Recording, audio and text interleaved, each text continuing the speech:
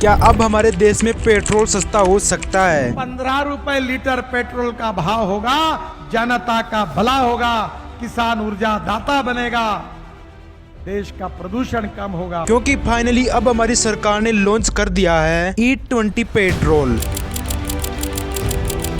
मतलब E20 petrol के अंदर 80% तो नॉर्मल पेट्रोल होगा और 20% इथेनॉल मिलाया जाएगा। We have commenced the rollout of 20% ethanol blended petrol this year. Our aim is to cover the entire country by 2025.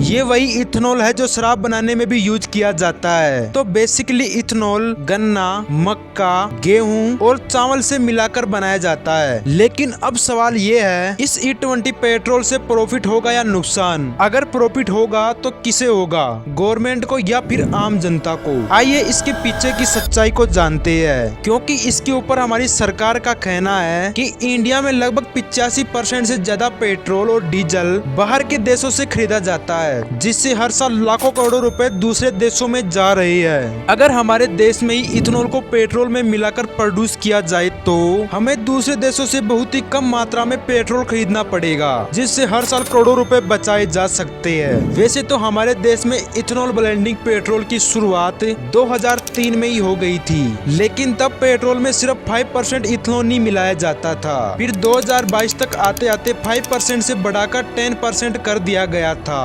लेकिन अब सिर्फ 3 सालों में ही इसे बढ़ाकर 20% कर दिया गया, जिससे लोगों के पास कोई ऑप्शन ही नहीं बचता। तुम चाहो या ना चाहो, तुम्हें अपनी कार या बाइक में यही डलवाना पड़ेगा। इसके अलावा हमारी सरकार इसके बहुत से फायदे भी बताती है, क्योंकि पेट्रोल में इथेनॉल मिलाने की वजह से 15 से 20% पोल्यूशन कम होगा। एंड E20 पेट्रोल आने वाले टाइम में नॉर्मल पेट्रोल के कंपैरिजन में काफी सस्ता भी मिलेगा, क्योंकि इसमें गन्ना और अनाज यूज होते हैं, जिससे हमारे देश के किसानों को भी काफी ज्यादा प्रॉफिट होगा। इसके अलावा हमें दूसरे देशों से कम मात्रा में पेट्रोल इंपोर्ट कराना पड़ेगा, जिससे देश का काफी सारा इंपोर्ट खर्चा भी बचेगा। और इसकी सबसे मेन बात ये है कि ये रिन्यूएबल है, इसे क्रॉप से बार बार बनाया जा सकता है। अब अगर हम बात करें इससे होने वाले नुकसान की, तो इसका सबसे बड़ा नुकसान ये है, अब तक हमारे देश में केवल 1% से कम गाड़ियां ही ऐसी है जो इथेनॉल ब्लेंडिंग पेट्रोल से चलाई जा सकती है। अगर तुम्हें इथेनॉल से गाड़ियां चलानी है तो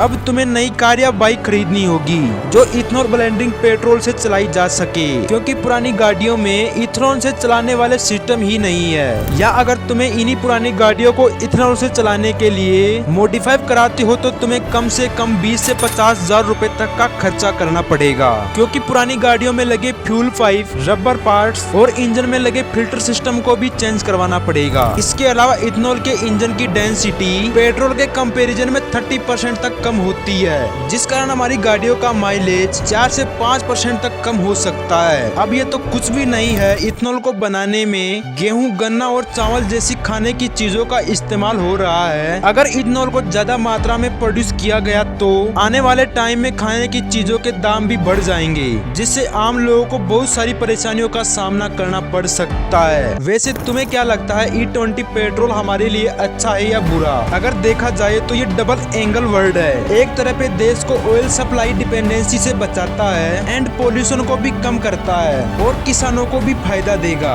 लेकिन दूसरी तरफ गाड़ियों के माइलेज को कम करता है और फूड सप्लाई पर भी दबाव डालेगा।